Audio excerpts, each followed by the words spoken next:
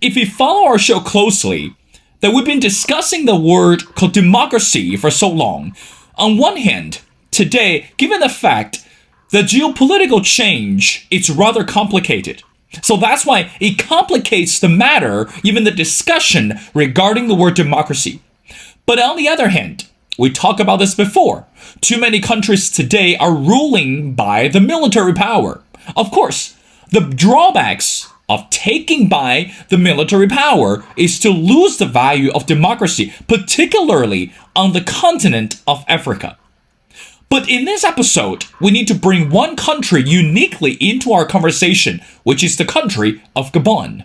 Again, the question we need to ask, what is the correlation between democracy and the nation of Gabon today? And why are the citizens actually, get this, celebrating the removal of the current president and believe that by taking such measure, the value of democracy shall be well preserved and protected for the bigger picture? Is this really the case? How complicated is the political and also this economic system today in the nation of Gabon? And also, what about the coup? And not too long ago, it seemed like to be the good news that this nation finally is able to be back on track. Well, ladies and gentlemen, it's my great honor to invite our distinguished speaker, again, who is Scott Morgan. Scott has been the president of Red Eagle Enterprises since its inception in November 2012. He uses his experiences from serving in the U.S. military to address various projects. And of course, he is a special expert in U.S. policy towards Africa, focusing on security, domestic, and international policies.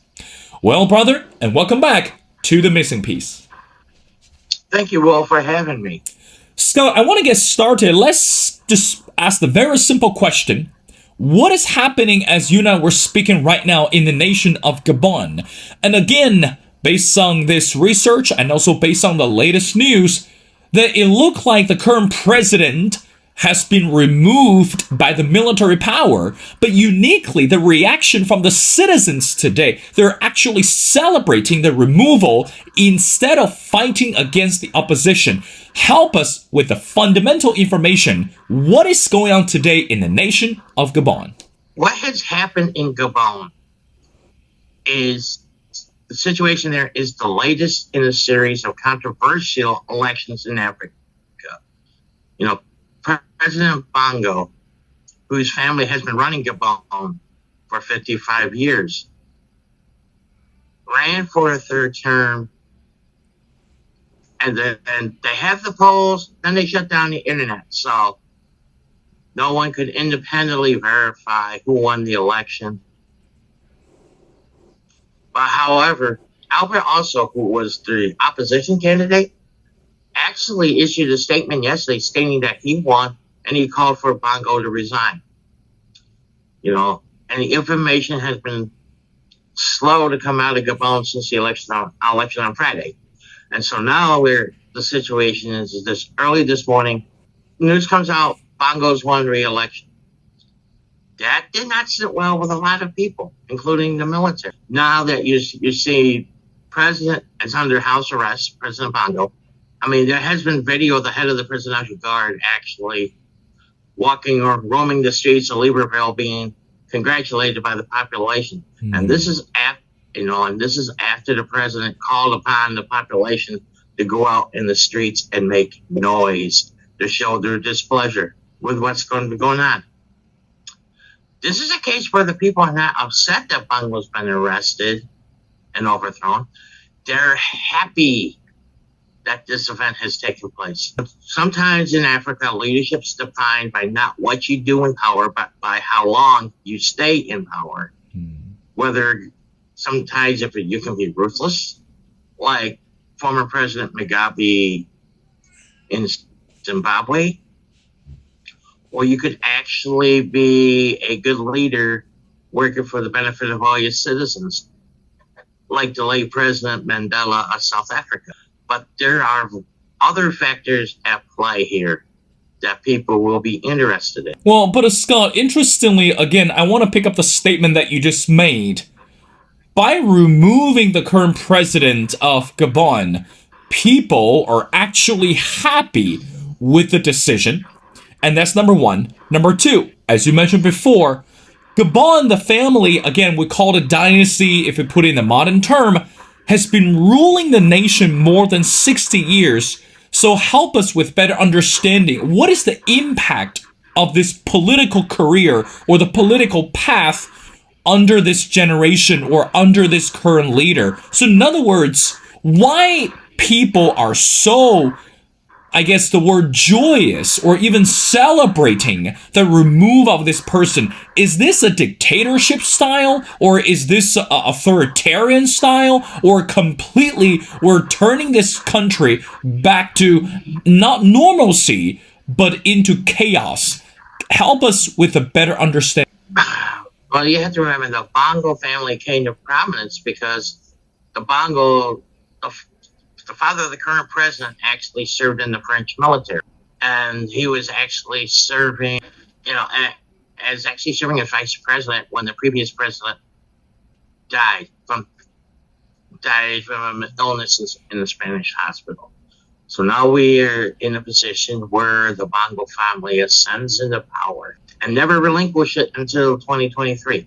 So in that instance, the Gabonese people are ecstatic.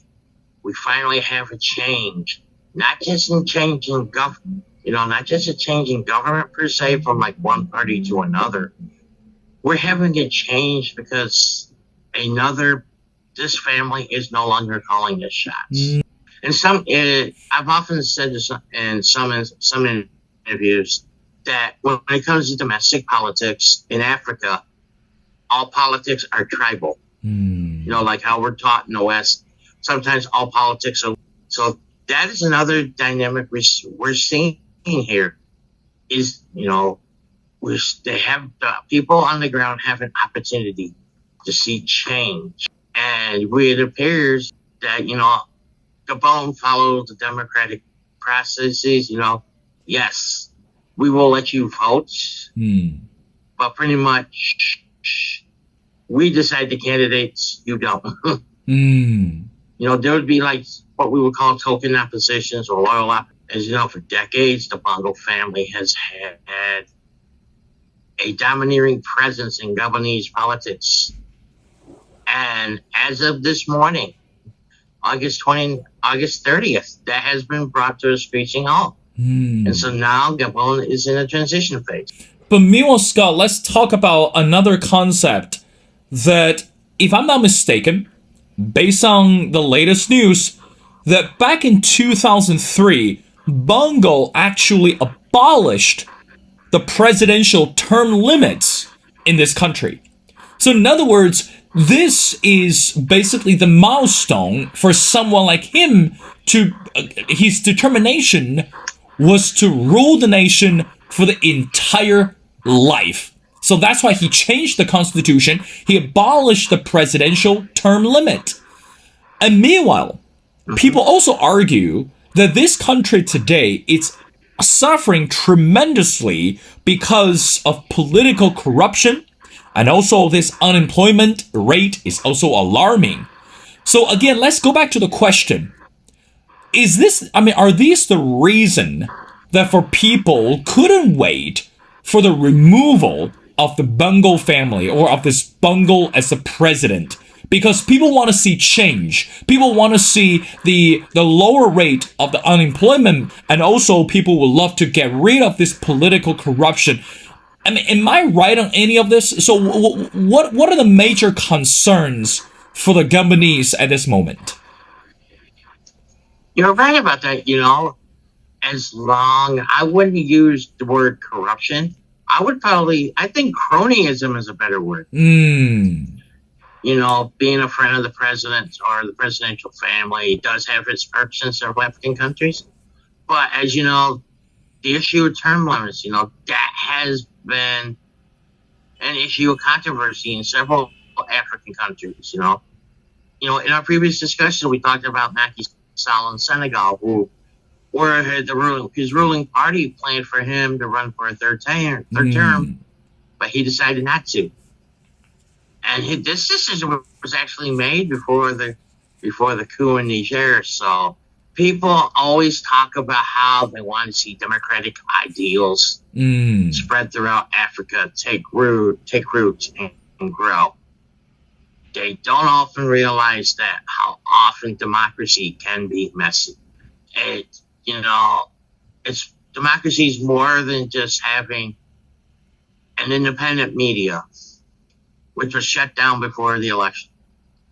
They actually, like 2 days before the actual coup, they actually suspended French speaking media outlets from Europe that were covering the election.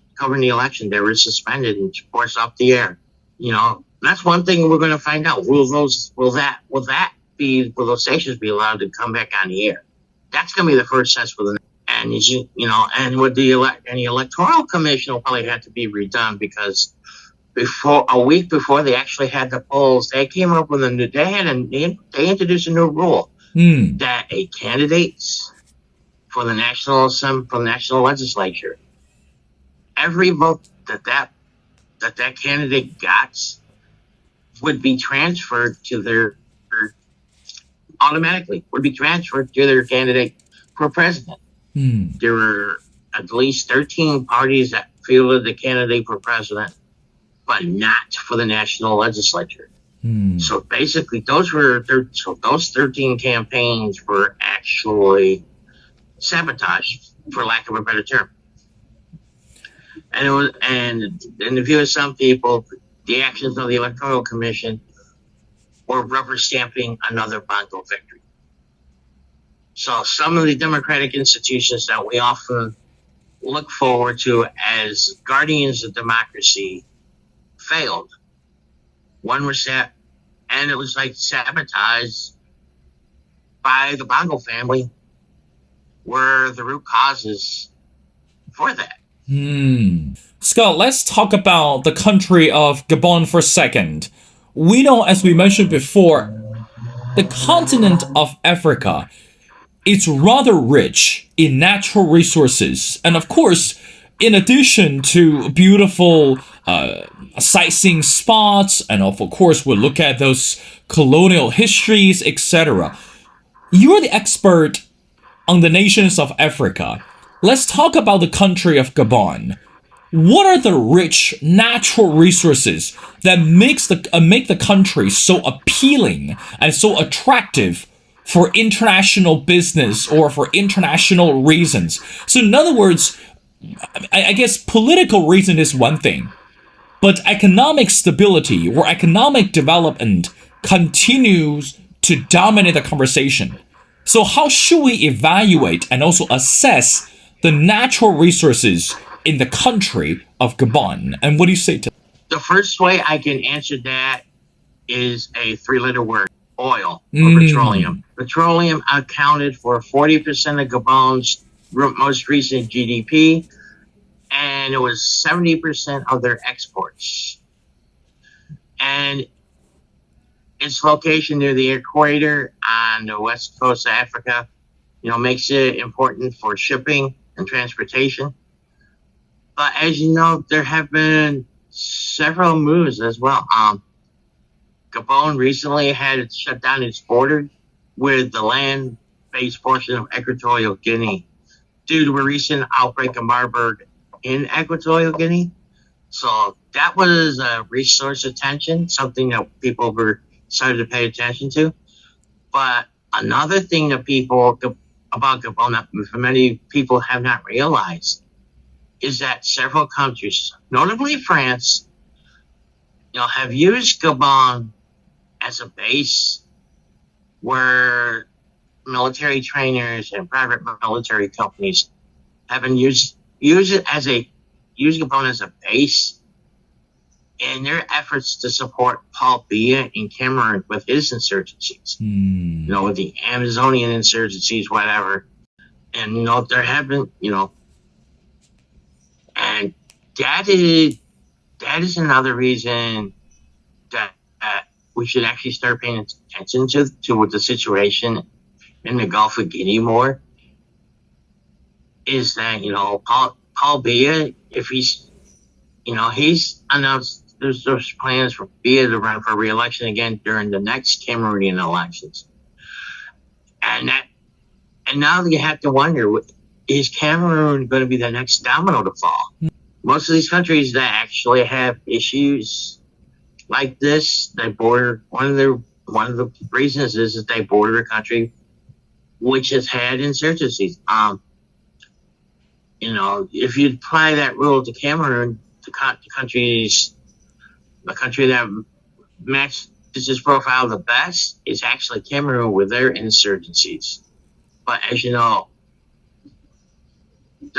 and also going back to my previous thought, with the Obiang family, it makes you wonder how about their hold on power. How long are they going to be able to maintain that now with activities in the region? Some people will say the removal of France in West Africa, the Sahel, and now in Gabon, it's leaving a vacuum. Mm. And nature will find something to fill it. Mm. In the Sahel, we've actually seen it's a combination of both the jihadists and Russian private military companies Wagner. So, well, now we have to figure out what will fill the void of the leadership in Libreville. Scott, I got two more questions before letting you go. Let's talk about going back to the word freedom. Again, I did a little bit of research before our conversation. Let's talk about the freedom of assembly. So based on the research today, that in the nation of Gabon, the freedom of assembly is limited. The government has repeatedly denied permits for meetings. Again, they've been using tear gas. They arrested demonstrators to disperse unauthorized gatherings. So Scott, again, right now at this moment, as we're speaking, the president has been removed by the military. And also, the word of democracy or the concept of democracy was under the major threat by the political power under the government. So at this moment, what can we expect in order to see the country move forward? So in other words, whoever's the next president, are there going to be more issues, more challenges when it comes to democracy, when it comes to a fair election, and when it comes to stability, economically stability, or political stability? What is the path from here? That's a great question. That'll be determined, I would say, by the junta and how they define what the next phase or what the phase towards the next election will look. How long are they willing to retain power? How fast they can schedule new elections? I seriously doubt they'll let the Bongo family be a candidate for them. So that is one thing to look at it. And if the junta will do themselves well when they actually reorganize the government to be more inclusive, to let more opposition supporters in, because the population, they're happy about the removal of Bongo, but then the problem is do you replace one despot with another? Because that will make the coup count. That could make this event counterproductive. Another thing is it's going to be how people react, because one of the prevailing thoughts in the U.S. State Department and in some cases the EU is that all coups are bad. Sometimes coups have to be done as a last resort because that is the only alternative left, especially with an entity that has been known to rig elections, like the Bongos in Gabon. So if the democratic process does not work, then they're left with either armed rebellion or launching a coup, using violence. And they have a tendency to be more messy than elections. Brother, I want to wrap up our conversation by asking you the last question. Again, very simple. As we mentioned before, what is happening in one country has direct impact upon the world. Because again, we're living at this rather complicated system, politically and also economically. So what is happening in the nation of Gabon either serves as a reminder to other countries around us, or it could serve as a warning to any other dictatorial countries, authoritarian nations, etc. So at this moment, how do you think the international community should react to what is happening in Gabon today? So in other words, is it high time that the international community step in and provide assistance, even provide political consultation to help the country? Or we should leave the country as the way it is. Ultimately, it's a domestic issue. It shall no longer be treated as an international crisis. Your final thoughts? I would say this: Gabon situation. This is an internal matter being played out on the grand stage of international politics. We've actually seen China state that they're concerned about the safety of Bongo, as has France. Italy has already called for dialogue between the junta and the president. So basically, the world will want to see how the transition goes, because the transition period is going to be the most important period. And hopefully this potential transition will work out better than what we've seen in Mali, in Guinea, in Burkina Faso, and currently in Niger. I think that's going to be a very good lesson. And again, as we mentioned before, what is happening in one country is not isolated by anything, because the whole world is watching how each country's political movement and also this economic uncertainty continue to make noises around the world. Well, ladies and gentlemen, it's my great honor again to speak to Scott Morgan. Scott has been the president of the Red Eagle Enterprises since its inception in November of 2012. He's based in Washington, D.C., and he specializes in U.S. foreign policy towards the continent of Africa. Well, brother, thank you so much for your insights, and it's been a pleasure speaking to you, and I would love to have you back on the show as we continue to follow not just the nation of Gabon, but also other neighboring countries regarding the geopolitical change and also this economic planning. So thank you so much for doing this.